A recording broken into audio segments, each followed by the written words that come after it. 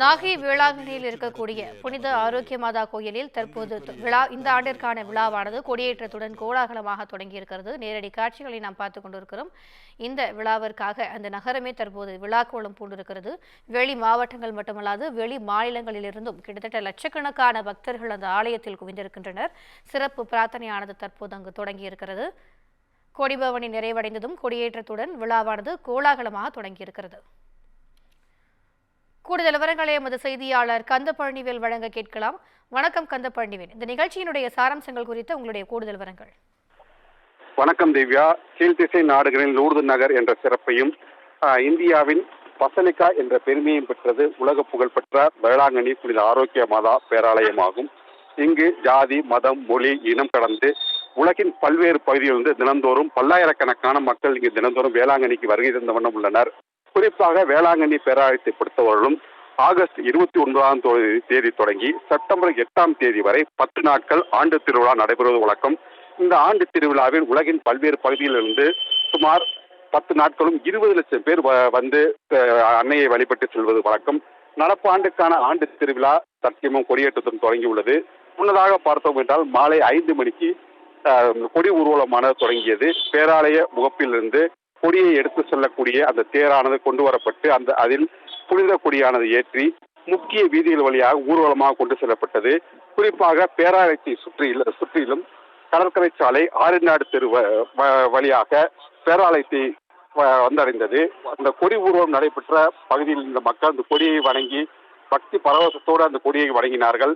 அந்த காட்சியை நாம் நேரடியாக பார்த்தோம். அந்த கொடி ஊர்வலம் 5:40 மணிக்கு முடிவடைந்து வேளாங்கண்ணி பேராலயத்து முகப்புக்கு கொண்டு வரப்பட்டது.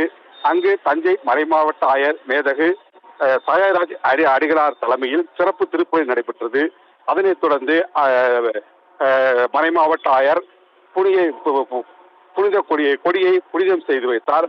அதனைத் தொடர்ந்து கொடியேற்றமானது தற்சமயம் நடந்து முடிந்துள்ளது. அந்த கண்கொள்ளா காட்சியை தான் நாம் பார்த்தோம். இந்த காட்சியை காண்பதற்காகத்தான் இன்று தற்சமயம் வேளாங்கண்ணியில் 5 லட்சத்திற்கும் மேற்பட்ட மக்கள் குவிந்திருக்கிறார்கள். அவர்கள் பக்தி வெள்ளத்தில் அன்னையின் அருளை பெறுவதற்காக அங்கு திரண்டு இருக்கிறார்கள். அந்த காட்சியை நாம் பார்த்துக் கொண்டிருக்கிறோம். தற்சமயம் கொடியேற்றிய பிறகு இந்த பேராலயத்திலும் மின் விளக்குகள் ஒரே நேரத்தில் இணைந்த காட்சி நாம் பார்த்தோம். இது மெய்சிலிருக்க வைக்கக்கூடிய ஒரு காட்சியாக அமைந்தது. அதே போல் பார்த்தோம் என்றால் குடியேற்றத்துக்கு முன்பாக அந்த பக்தி பாடல் ஒன்று பாடப்படும். அந்த பாடல் கேட்பவர்கள் அனைவரையும் மெய்சிலிருக்க வைக்கக்கூடியதாகவும் அதை கேட்டு உருகி மக்கள் அந்த பக்தி வெள்ளத்தில் மாதாவை வழிபட்ட காட்சியை பார்த்தோம். இந்த கொடியேற்ற நிகழ்ச்சி தொடங்கி இந்த கொடியேற்ற நிகழ்ச்சி வருகிற செப்டம்பர் 8ஆம் தேதி வரை நடைபெற உள்ளது. இதில் பார்த்தோம் என்றால் தினந்தோறும் சிறப்பு திருப்பலிகள் நடைபெறும். குறிப்பாக வேளாங்கண்ணி பேராலய மேல் கோயில், கீழ்கோயில், பழைய மாதா கோவில், திவ்ய நற்கரை கூடம் ஆகிய இடங்களில் சிறப்பு பிரார்த்தனைகள் நடைபெறும். இந்த நிகழ்விலும் மக்கள் தினந்தோறும் வந்து கலந்து கொள்வார்கள். இது குறிப்பிட்டு சொல்ல வேண்டிய ஒரு அம்சம் என்னவென்று பார்த்தோம் என்றால் மக்கள் தமிழகத்தில் பல்வேறு பகுதிகளிலிருந்து லட்சக்கணக்கான மக்கள் பாத யாத்திரையாகவே வேளாங்கண்ணிக்கு வந்தனர். குறிப்பாக சென்னை, திருவண்ணாமலை, செங்கல்பட்டு, திண்டுக்கல், மதுரை, தூத்துக்குடி போன்ற பகுதிகளிலிருந்து மக்கள் கூட்டமாக இந்த பாத யாத்திரையாக கடந்த 2 நாட்களாக வேளாங்கண்ணியை நோக்கி வந்த வண்ணமே இருந்தனர். இந்த இப்பொழுது பார்த்தோம் என்றால் வேளாங்கண்ணி நகரமே ஒரு போக்குவரத்து சிக்கி இருக்கிறது தான் கூற வேண்டும். குறிப்பாக பிரதான சாலைகள் அனைத்திலுமே மக்கள் வெள்ளமென நிறைந்திருக்க காட்சியை நாம் பார்த்துக் கொண்டிருக்கிறோம். குறிப்பாக வேளாங்கண்ணி பேராலயத்தை விட்டு வெளியே செல்லும் வழியெங்கிலும் பெரும் போக்குவரத்து நெரிசல் ஏற்பட்டுள்ளது. குறிப்பாக வேளாங்கண்ணியிலிருந்து சென்னை செல்லக்கூடிய தேசிய நெடுஞ்சாலையாக இருக்கட்டும், நாகப்பட்டினத்திலிருந்து திருச்சி செல்லக்கூடிய தேசிய நெடுஞ்சாலையாகட்டும், வேளாங்கண்ணியிலிருந்து தூத்துக்குடி செல்லக்கூடிய கிழக்கு கடற்கரை சாலையாகட்டும், ஆங்காங்கே வாகனம் நிறுத்தி மிகப்பெரிய அளவில் போக்குவரத்து ஸ்தம்பித்துள்ளது என்றே கூற வேண்டும். தற்சமயம் வேளாங்கண்ணி பேராலயத்திலிருந்து ஒருவர் பிரதான சாலைக்கு வர வேண்டுமானால் குறிப்பிட்ட ஒரு 2 மணி நேரமாவது கழித்துதான் வரக்கூடிய ஒரு சூழல் தான் நிலவுகிறது. அந்த அளவுக்கு மக்கள் கூட்டம் நிரம்பி வருகிறது.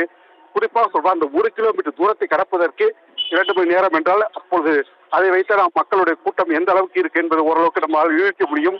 இந்த திருவிழா கொடியேற்ற நிகழ்வானது தற்சமயம் நடந்து முடிந்துள்ளது. விழாவின் முக்கிய நிகழ்ச்சியான பெரிய தேர்பவனி வருகை 7ஆம் தேதி நடைபெற உள்ளது. இதிலும் லட்சக்கணக்கான பக்தர்கள் வருவார்கள். குறிப்பாக திருக்கொடியேற்றத்திலும் சரி, பெரிய தேர்பவனும் சரி, இது 2 முக்கிய நிகழ்ச்சியாகும். இந்த 2 நாள் நிகழ்ச்சியில் மட்டுமே 15 லட்சத்திற்கும் மேற்பட்ட மக்கள் கலந்து கொள்வார்கள். அதனைத் தொடர்ந்து 8ஆம் தேதி மாதா பிறந்த நாள் ஆகும். அன்று மாதாவிற்கு முடிசூட்டு நிகழ்ச்சி நடைபெறும். அதைத் தொடர்ந்து மாலை திருக்கொடியானது இறக்கப்பட்டு திருவிழா 10 நாட்கள் திருவிழா நிறைவடையும். திவ்யா, விரிவான தகவல்களுக்கு நன்றி கந்த பழனிவேல்.